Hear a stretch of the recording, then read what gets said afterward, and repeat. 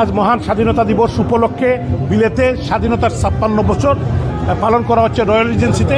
আমি যারা আয়োজক তাদেরকে ধন্যবাদ জানাই, বিশেষ করে উর্মি মাজহার, সৈয়দ আনাস পাশা, আব্দুল হাদ চৌধুরী, জামাল আহমদ খান, শাহ শামীম আহমদ সহ অসংখ্য যারা তারা অর্গানাইজ করছে তাদেরকে ধন্যবাদ জানাই, যারা সহযোগিতা করে তাদেরকে ধন্যবাদ জানাই।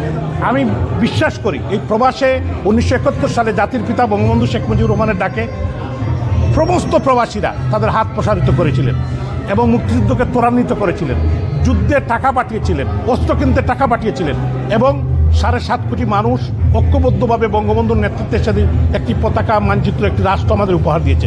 সেই রাষ্ট্র আজকে স্বাধীনতা বিরোধীরা দখল করে নিয়েছে।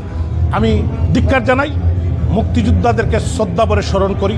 ৩০ লক্ষ মানুষ রক্ত দিয়েছে, ৩ লক্ষ মামুন সবরম দিয়েছে। সেই বাংলাদেশ আমরা হারতে পারি না, সেই বাঙালিরা হারতে পারে না। আজকে যারা দর্শক হিসেবে এখানে এসেছিলেন তাদের প্রতি আন্তরিক কৃতজ্ঞতা, সবার প্রতি আন্তরিক কৃতজ্ঞতা যারা আজকে এই অনুষ্ঠানকে সফল করেছেন। এবং আমরা বিশ্বাস করি এভাবেই বাংলাদেশের মহান মুক্তিযুদ্ধ এবং বাংলাদেশের স্বাধীনতা বিজয় এইগুলো নিয়ে আর কোনো বিতর্ক থাকবে না। আমরা সকলে মিলে আজকে বাংলাদেশের গান গেয়েছি, স্বাধীনতার গান গেয়েছি এবং আমরা বিশ্বাস করি নতুন প্রজন্মের মধ্যেও এই চেতনাকে আমরা আজকে ছড়িয়ে দিতে পেরেছি। আসলে মুক্তিযুদ্ধের চেতনা রক্ষায় একটা কঠিন যুদ্ধ অবস্থা অতিক্রম করছি আমরা। এই সময় মুক্তিযুদ্ধের কথা, আমাদের স্বাধীনতার কথা, জাতির জনক বঙ্গবন্ধুর কথা, জয় বাংলার কথা আমরা বেশি বেশি করে বলতে হবে এবং প্রতিটি প্রজন্মের কানে যাতে এটা ঢুকাতে পারি। আর তাহলেই সম্ভব ভবিষ্যতে আর কোনো নষ্ট প্রজন্ম সৃষ্টি হবে না আমাদের মধ্যে। এই উদ্দেশ্য থেকেই আমরা এই অনুষ্ঠানের আয়োজন করেছিলাম। আমরা বিশাল সাড়া পেয়েছি, প্রচুর লোকজন এখানে এসেছেন এবং তারা অ্যাপ্রিসিয়েট করেছেন আমাদের এই প্রোগ্রামকে এবং বলেছেন এই ধরনের প্রোগ্রাম আমাদের খুব ঘন ঘন করা দরকার নতুন প্রজন্মের জন্য এবং নতুন প্রজন্মকে ইনভলভ করা দরকার। আজকের এই অনুষ্ঠান অত্যন্ত সুন্দর হয়েছে। আমরা প্রথমেই জানাই, আমি বিশেষ করে আমাদের স্বাধীনতায় অংশগ্রহণকারী সব মুক্তিযোদ্ধা এবং ৩০ লক্ষ শহীদ মা বোনেরা সবার আত্মার শান্তি কামনা করছি। আমরা জানেন আমরা কীভাবে আছে, আমাদের স্বাধীনতা কীভাবে এসেছিল এবং আমি স্মরণ করি জাতির জনক বঙ্গবন্ধু শেখ মুজিবুর রহমানকে, যার জন্য আমরা এই স্বাধীনতা পেয়েছিলাম। তাই আমি আহ্বান জানাচ্ছি আমাদের স্বাধীনতা, আমাদের জাতীয় পতাকা, আমাদের মুক্তিযুদ্ধ এগুলা যেন আমরা ঠিকভাবে ধরে রাখতে পারি। বাংলাদেশের মহান স্বাধীনতা দিবস উপলক্ষে আজকে যে আয়োজন অত্যন্ত গুরুত্বপূর্ণ। আমি মনে করি এই অনুষ্ঠান প্রবাসে, বিশেষ করে বাঙালি মানুষদের মধ্যে, বাঙালি কমিউনিটির জন্য অত্যন্ত জরুরি। আমাদের নতুন প্রজন্মের আজকের এই অংশগ্রহণ অত্যন্ত স্বতঃস্ফূর্ত ছিল।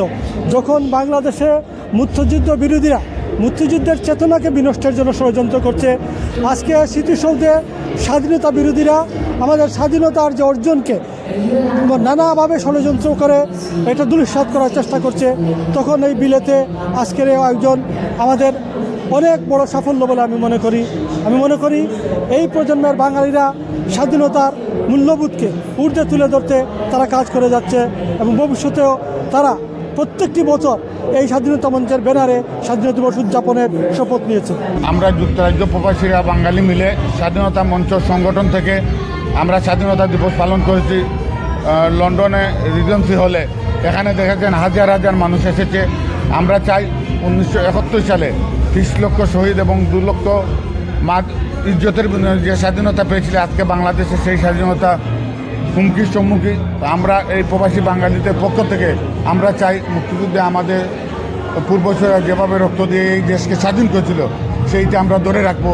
আজকে বাংলাদেশের যে পরিস্থিতি, এই পরিস্থিতিতে প্রবাসী এবং দেশের সকল মুক্তিকামী মানুষ এবং অসাম্প্রদায়িক বাংলাদেশ গড়ার প্রত্যয় নিয়ে আজকের অনুষ্ঠানটি অত্যন্ত সুন্দরভাবে উপভোগ করছে।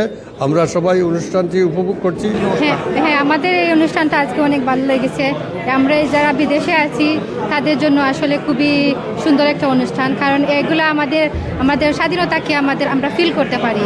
কারণ এই প্রোগ্রামগুলো না হলে আসলে আমরা যে স্বাধীনতা যে কারণে অর্জন করেছিলাম তার কোনো অর্জনের কোনো মূল্যই থাকে না যদি আমাদের যে স্বাধীনতা ঘোষণা দিয়েছিলেন তার কথাই যদি স্মরণ না করি, যার ঘোষণার কারণে আমাদের এই স্বাধীনতা, সেই মহান বঙ্গবন্ধু শেখ মুজিবুর রহমানের এই স্বাধীনতার ঘোষণার কারণেই আমরা দীর্ঘ 9 মাস যুদ্ধ করেছি এবং আমরা স্বাধীনতা অর্জন করতে পেরেছি।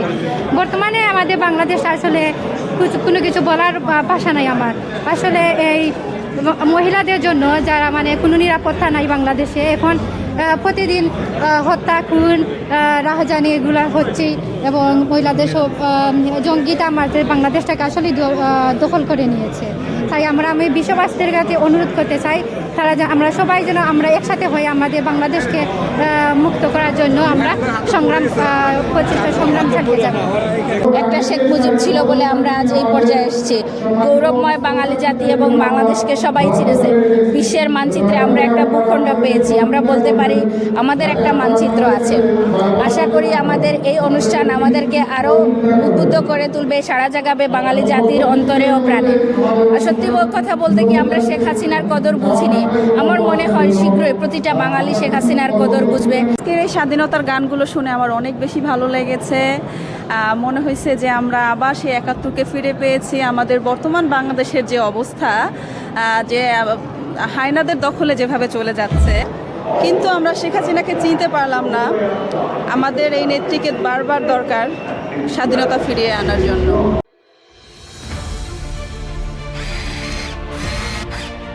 আলোতে থাকুন, ফোকাসে থাকুন, হাত রাখুন প্রজন্মের হাতে।